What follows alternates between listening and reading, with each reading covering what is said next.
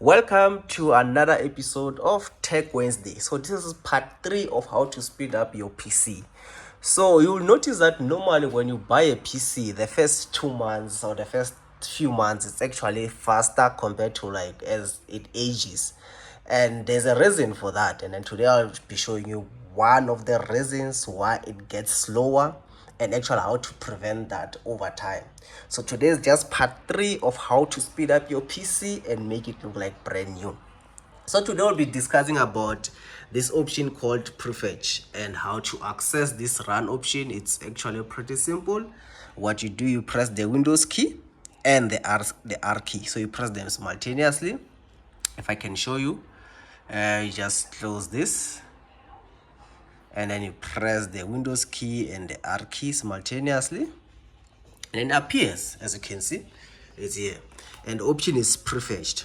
So normally when you would have noticed that when you install an app for the first time, it's actually a bit slower compared to when you start it up again for the second time, for the third time, for the fourth time.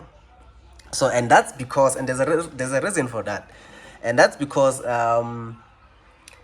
the files that it requires to in order to run that certain app, they are stored in this folder called Prefetch. So this is managed by Windows.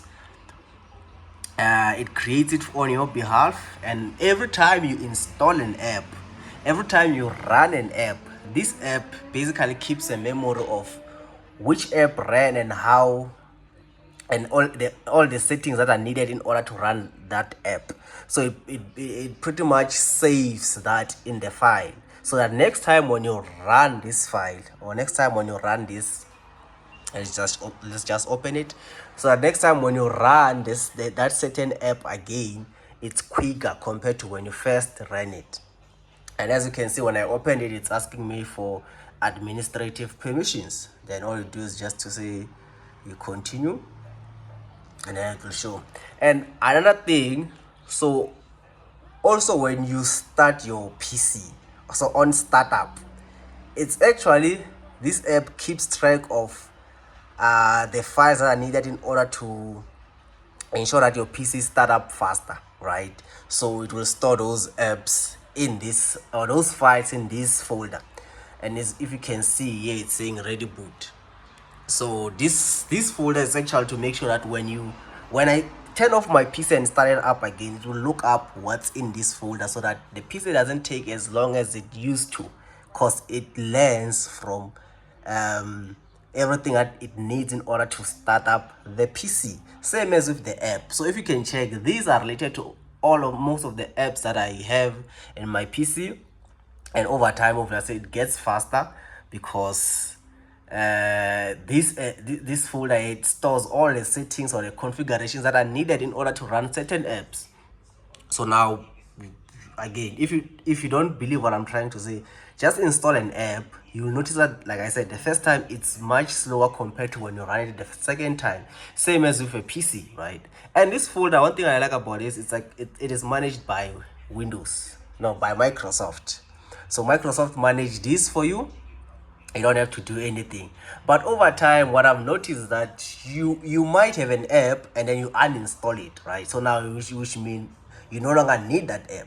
So in order for you to ensure that this folder doesn't get too much big, you don't have to do this regularly, but sometimes you just have to just clean up what's not needed. So all you gotta do is to come and highlight everything in this folder. I know I said this it's actually, it keeps your PC a bit faster, a bit when you start it up or when you open certain apps. But sometimes, even if when you clear it again, Windows manages this folder, so they will again they will update the folder again of actually what it's needed in order for you to run certain apps, or in order for your PC to be faster during startup. So all you do is just you access and then you delete everything, and then Windows will again repopulate what's needed. And you might notice a slight delay on some of your apps, because again, you've just cleared what's in here. But again, when you run it for the second time, it might be a bit faster. So all you do is just highlight everything and click Control delete, so that you can just clear out everything. And then what I like about this, Windows will also let you know about files that it cannot delete, so you still safe, right? It's not just gonna delete everything. What it deletes, it means it's safe to delete. Hope you guys found this useful, and I'll see you on the next episode.